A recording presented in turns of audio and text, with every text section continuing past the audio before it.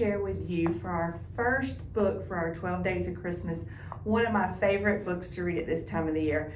Now, if you look at it, it does not have a Christmas looking cover at all. It is like black and gray and yucky. So, but the meaning behind it is wonderful. So it's called Herschel and the Hanukkah Goblins.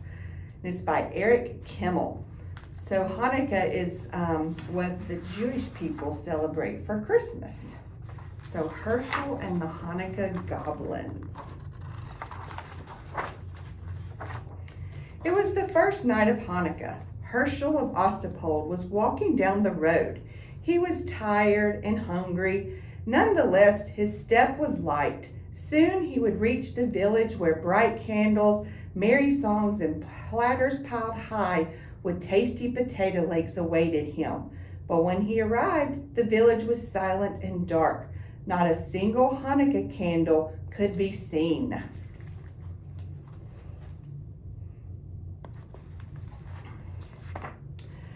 Isn't tonight the first night of Hanukkah? Herschel asked the villagers. We don't have Hanukkah, Herschel, one of them answered sadly. No Hanukkah? How can that be? It's because of the goblins. They haunt the old synagogue at the top of the hill. They hate Hanukkah. Whenever we try to light a menorah, the goblins blow out the candles. They break our dreidels. They throw our potato legs on the floor. Those wicked goblins make our lives miserable all year long. But on Hanukkah, it's really bad. Herschel knew he must help the village people. I am not afraid of goblins, he said. Tell me how to get rid of them. It's not as easy as you think, the rabbi warned. You must spend 8 nights in the old synagogue. The Hanukkah candles must be lit each night. On the 8th night, the king of the goblins must light them himself. That is the only way to break their power. I'm not afraid, Rabbi, Herschel said. If I can't outwit a few goblins, then my name isn't Herschel of Ostapol. So he thinks he can help save Hanukkah. The villagers wished Herschel good luck. They had no potato legs to give him, so they packed several hard-boiled eggs for him to eat along with a big jar of pickles. The rabbi gave Herschel a brass menorah, a package of candles, and a box of matches. Then the villagers said goodbye. Nobody expected to see Herschel again. It was long past sundown by the time Herschel climbed to the top of the hill where the old synagogue stood. The crumbling building was gloomy and dark, and rusty hinges squealed as Herschel opened the door. Herschel shuddered. Well, could he believe that goblins lived here? He put 2 candles in the menorah and set it on the windowsill. He struck a match and lit the Shemesh candle. He said the blessing and was about to light the other candle when he heard a voice. Hey, what are you doing? Herschel turned around. Here was a goblin no bigger than a horsefly with a long pointy tail and 2 little bat wings hovering in the air. I'm lighting Hanukkah candles, Herschel said. Tonight is the first night of Hanukkah. So there's the synagogue, which is like a church. Oh, no, it's not. We don't allow Hanukkah, not around here. Is that so? Said Herschel. Who's going to stop me? A little pipsqueak like you? I may be little, but I'm strong, said the goblin. Really? Could you crush rocks in your hand? Asked Herschel. The goblin laughed. Crush rocks? You're joking. Nobody's that strong. I am. Watch. Herschel took a hard-boiled egg from his pocket and squeezed it until the yolk and the white ran through his fingers. That's how hard I'm going to squeeze you if you try to stop me from lighting these candles. The little goblin's eyes opened wide. Since in the dim light the egg looked exactly like a rock, the little goblin shook with fear. You leave me alone, he squeaked. Gladly, said Herschel, if you let me light my candle in peace. All right, said the goblin. One night won't make a difference, but you better not be here tomorrow. big, scary goblins are coming, much bigger than I. If they catch you lighting Hanukkah candles, you'll be sorry. We'll see about that, Herschel said to himself. He lit the first candle. So there's the little bitty goblin. He tricked him. He made him think the hard-boiled egg was a rock. On the second night, another goblin appeared. This one was big and fat and waddled like a goose. Herschel was finishing his dinner of pickles and hard-boiled eggs. Have some pickles, he said to the goblin. Pickles? Here, catch. Herschel tossed him a sour pickle. The goblin caught it in his mouth and swallowed it. Pickles are good. Do you like them? I have plenty in this jar. Take all you want. The greedy goblin grabbed as many pickles as his claw could hold, but when he tried to pull his fist out of the jar, he couldn't. I'm stuck, the goblin shouted. You put a spell on this jar to hold me fast. That's right, Herschel said, laughing, and it's a powerful spell. You came here tonight to stop me from lighting Hanukkah candles, so now I'm going to light them while you stand with your hand in that jar and watch. How do you like that? No, no, the goblin screamed. I hate Hanukkah. So he's sort of tricking him again. Too bad. You'll have to get used to it, Herschel said. Herschel said the blessing and lit the candles. Slowly, then he sang all his favorite Hanukkah songs. The goblin wailed and carried on so much that Herschel finally decided to let him go.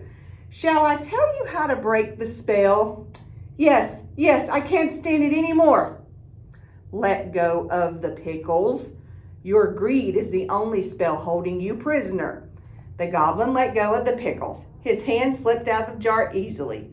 How that goblin raged. He had stood with his hand in a pickle jar while Herschel lit Hanukkah candles under his nose. The furious goblin stomped his foot so hard that he shattered into a million pieces. The wind blew them away. The third night, Herschel felt something watching him as he set the candles in the menorah. Instead of lighting them, he began playing with a dreidel. As an hour passed, Herschel looked up. Sitting across the table was another goblin. This one had a fiery red face and 2 enormous horns. It's getting late, the goblin said. When are you going to light the candles? Later. There's plenty of time. Herschel spun his dreidel. This is more fun. What are you playing with? The goblin asked. It looks like a top. It's a dreidel. Don't you know about dreidels? No. Too bad. Dreidels are lots of fun. You can also make lots of money if you know how to play. Really? The goblin was interested now. All goblins like money. This was no exception. How do you play? It's very simple, Herschel said, but you must have gold. That's the first rule. I have plenty. Is this enough? The goblin poured a pile of gold coins onto the table. So they're going to play a game. That's fine, Herschel said. Listen carefully now. This letter is Shin. If it comes up, you give me a handful of gold. This letter is Hey. If it comes up, you give me half your gold. This is Gimel. If the dreidel falls on this letter, you give me all of your gold. Understand? Wait, there's one letter left. What about this one? That's Nun. If the dreidel falls on Nun, I don't give you anything. Ready? Let's play. You go first. Sounds like he's doing something again. See the dreidel on the table right there? The goblin spun the dreidel. The little top whirled around and around. When it fell, the letter on top was Shin. Too bad, Herschel said, taking a big handful full of the goblin's gold. Try again. Maybe you'll have better luck. The goblin spun the dreidel once more. This time it fell on hay. This isn't your night, Herschel said, helping himself to half the goblin's gold. One more time. Your luck is bound to improve. Once again, the goblin spun. This time the dreidel landed on Gimel. Too bad, Herschel sighed as he took the rest of the goblin's gold. Would you like me to spin?" "Yes," the goblin grumbled. He was very unhappy about losing his money. Herschel spun the dreidel. This time the letter Nun was on top. "Oh my, I don't give you anything. I get to keep all the gold. Say, that was fun. Get some more gold and we'll play again. What about the Hanukkah candles?" "We'll light them later. There's plenty of time." "Not for me," the goblin said. "I'm leaving now. I don't like this game. I don't like Hanukkah, and I don't like you." "Don't go," Herschel pleaded. "I know lots of games. Stay a while. We'll have fun." "Goodbye." The goblin spread his wings, swooped out the door, and flew off into the night. Herschel lit the candles all by himself. So these goblins are not very smart. On the following nights, other goblins came. One had 6 heads, one had 3 eyes. All were terrible and fierce. They growled and roared and changed themselves into horrible shapes. They tried to stop Herschel from lighting the Hanukkah candles, but Herschel fooled them all. Finally, the 7th night arrived. 8 tiny candles flickered on the windowsill. Herschel sat back to enjoy their light. Where were the goblins? Had they finally given up? Herschel felt very sleepy. His eyes closed. Suddenly he sat up. He heard a horrible sound, a voice that sounded like the cracking of bones. "Happy Hanukkah, Herschel of Ostapol."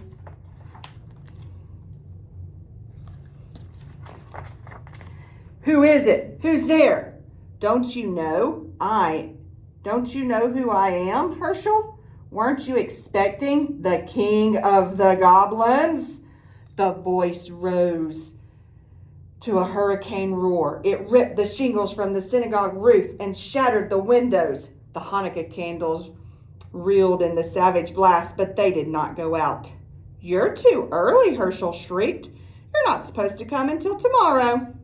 The great wind died down. "Don't worry, Herschel. I am far away, but I have the power to see you and speak to you. Enjoy this Hanukkah evening, my friend. It will be your last. Tomorrow night, I will come for you. You fooled my slaves, the other goblins. Let's see if you can fool me." Poor Herschel. What was he to do? The king of the goblins was on his way, and no power on earth could stop him. Unless Herschel had an idea. It was a big chance, but he had to take it. It was the only way to save himself and Hanukkah. What do you think he's going to do? It was the last night of Hanukkah. Herschel set the candles in the menorah, but instead of placing it on the windowsill, he put the menorah and the box of matches on a small table near the door. Then he sat down to wait. Night fell. It grew dark as pitch inside the gloomy old synagogue. Outside, the whole world lay cold and silent. Suddenly, a great gust ripped the synagogue door from its hinges. The whole building shook. A fearsome voice spoke. "Herschel of Ostapol, did I hear something? It is I, the king of the goblins." Herschel laughed. "Don't be silly. You're one of the boys from the village. You're just trying to scare me." "I am not a boy. I am the king of the goblins." "I'll believe it when I see it. Show yourself to me." "Behold, I stand before you. Do you believe in me now?" Herschel tried not to look. Even in the darkness, he could see the outline of the monstrous shape filling the doorway, a figure too horrible to describe. He pretended not to care. See him there? It's too dark. I can't see anything. A candlestick and some matches are by the doorway. Why don't you light a few candles? Then I'll see what you really are." "Indeed you shall." A match flared. The chamis candle caught the flame. Herschel's blood turned to water at the awful sight before him, but he did not lose courage. "Master of the world," he silently prayed, though who created the heavens and the earth and the spirits of the air, stand by me now." Then he addressed the goblin. "It's still too dark. What are you afraid of? There are plenty of candles. Why not light them all?" A hideous hand took the chamas candles and lit the others one by one. Herschel felt himself growing faint, but he forced himself to look. His eyes grew wider and wider as each candle caught flame. 6, 7, 8. The king of the goblins stood before him. "Now, Herschel, do you know who I am?" "I know you're not Queen Esther." "Very funny. Enjoy the joke. It will be your last." "That's what you think. Begone, and I'll take a stick to you. How dare you speak to the king of the goblins that way?" "I'll speak to you any way I please. You have no power. Your spell is broken. See, the menorah is lit. You thought those were ordinary candles you were lighting. They weren't. They were Hanukkah candles, and you lit them yourself." The king of the goblins roared with fury. The earth trembled and the mighty wind arose. It ripped off the synagogue roof and blew down the walls. It splintered the great timbers and scattered them like matchsticks around the menorah. The whirlwind howled, but the candles never flickered. They burned with clear, steady flames. The king of the goblins had no power over them. The spirit of Hanukkah had triumphed. So he tricked all the goblins. The great wind vanished as suddenly as it had risen. Herschel rubbed his eyes. The night was as still as before, even though the synagogue was gone. Walls, floors, roof, even the foundation stones had vanished. But the menorah remained, standing tall upon the little table where Herschel had placed it. Herschel waited until the last candle burned out. Then he stared down the road that led to the village. "I'd better hurry," he thought. "I don't want to miss the last night of Hanukkah." But there was no reason to worry. In every window there stood a menorah with 9 gleaming candles to light the way. The whole village was waiting for him. So he did get to light all his candles because he tricked the goblins. A fun story. So stay tuned. We will have the 12 nights before Christmas. So every night leading up to Christmas, you will have a teacher reading you a story. Hope you enjoy. Oh, and don't forget, log this on Beanstack. This can count as minutes for you reading on Beanstack.